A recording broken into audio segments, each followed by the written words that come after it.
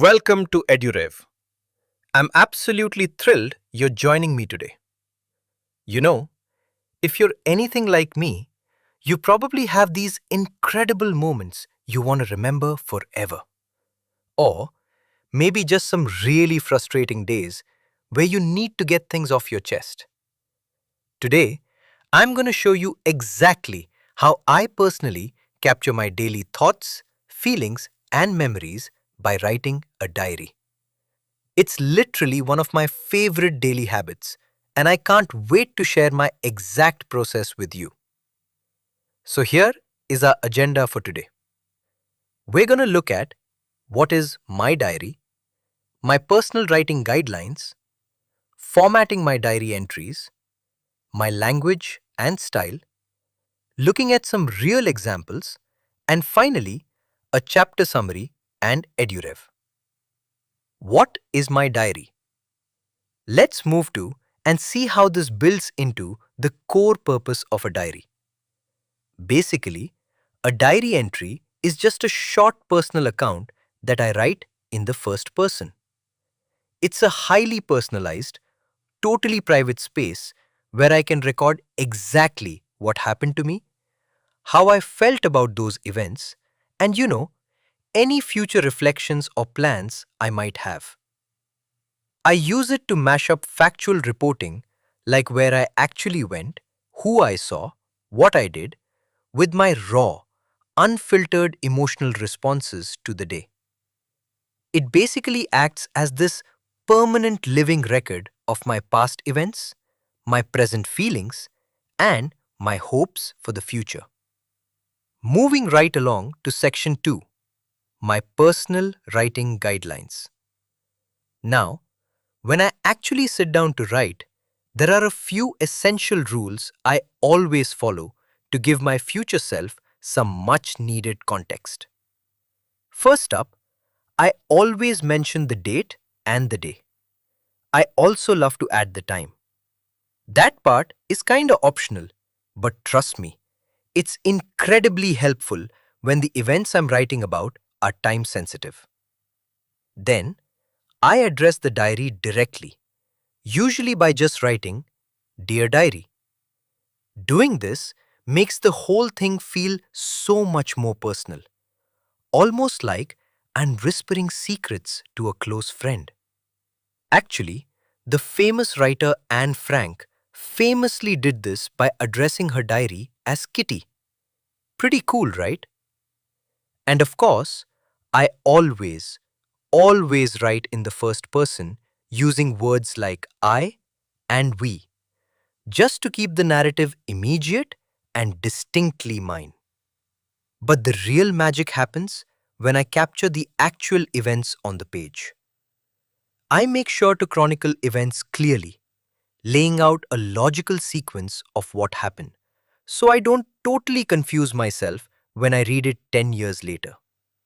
But more importantly, I let myself express my emotions spontaneously. Whether it's pure happiness, anger, fear, or just excitement, I let my honest feelings flow completely naturally. And I also make sure to use correct grammar and keep my paragraphs short. Why?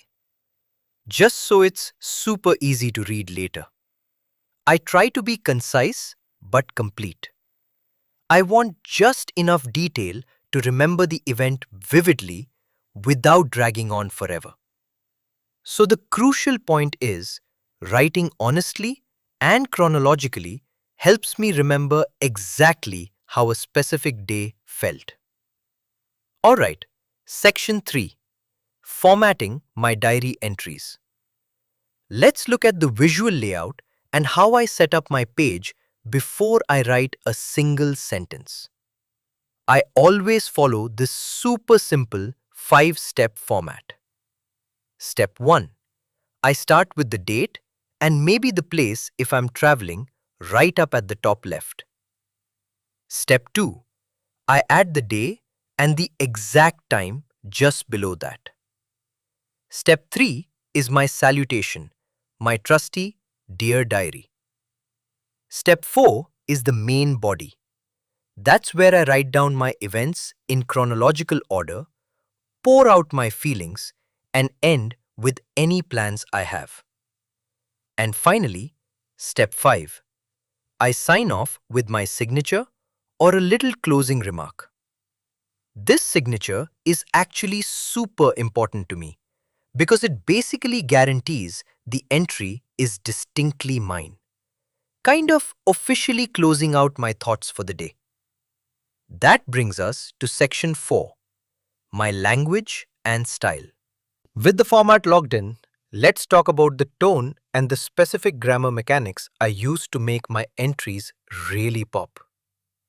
First and foremost, I keep my tone personal and totally conversational. This diary is just for me, so I don't need to use stiff or overly academic language. Honestly, I just write exactly how I speak. I also make a point to use really specific details, names, places, tiny actions, maybe even bits of dialogue I overheard. Those tiny details are exactly what make the entry vivid years down the line. I also vary my sentence length for a bit of impact. Short sentences for dramatic effect, and longer ones to build out the context. And most importantly, I maintain my privacy. Because I'm recording highly sensitive feelings in raw honesty, keeping my diary safe is an absolute top priority for me. Maintaining this conversational tone and using those specific details really helps me understand myself better when I look back at these pages later on. And this brilliantly illustrates how managing time frames can be incredibly interesting.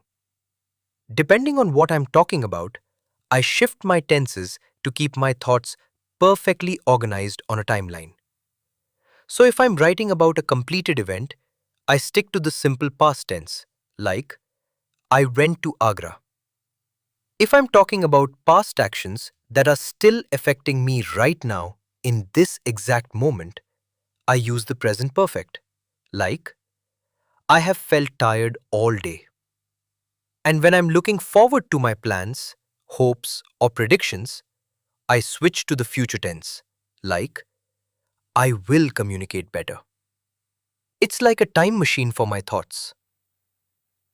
Let's move on to section 5, looking at real examples. I've been talking a lot about my own process, but let's see how my friends Yogesh and Ria apply these exact same rules in their own journals. Check out Yogesh's entry from a blistering hot Tuesday evening. He wrote, "Today I had the bitterest experience of my life. I waited for 2 hours at the bus stop. When the bus arrived, it was very crowded. I somehow managed to get some space for myself. It was really difficult to breathe." Wow! Notice how Yogesh effectively expressed his spontaneous emotion and immense frustration during that terrible, crowded summer bus trip to Agra. He kept it in the first person. He set the scene with the date and time, and his raw feelings of discomfort are just living right there on the page. Now let's look at a totally different tone from my friend Ria. She wrote, "The workshop on effective communication skills organized by our school today was an eye-opener. Overall, it was an enriching experience, and I am confident that the skills I learned today will help me." You see what she did there? Ria perfectly blended the factual reporting of her group discussions with her future hopes and newfound confidence. She beautifully used the correct tenses to talk about what just happened and what will happen next as a result. Finally, we arrive at section 6, chapter summary and EduRev. We've covered a ton of ground today, so let's quickly bring all these personal writing tips together. To summarize, always use the first-person perspective to keep things immediate and intimate. Always follow the 5-step format, starting with the date, ending with your signature, so your future self has all the context they need. Make sure to blend the hard facts of your day with your honest, spontaneous feelings. And finally, use the right tense for your past events, your present impact, and your future hopes. Just remember, combining accurate formatting with honest first-person reflection is the absolute key to keeping a great diary. I really hope seeing how I structure my personal diary helps you start your own. If you want to master English grammar even further and practice these skills, you absolutely have to download the EduRev app. It's available right now on the Google Play Store and the iOS App Store, and it is packed with incredible grammar content, examples, and exercises.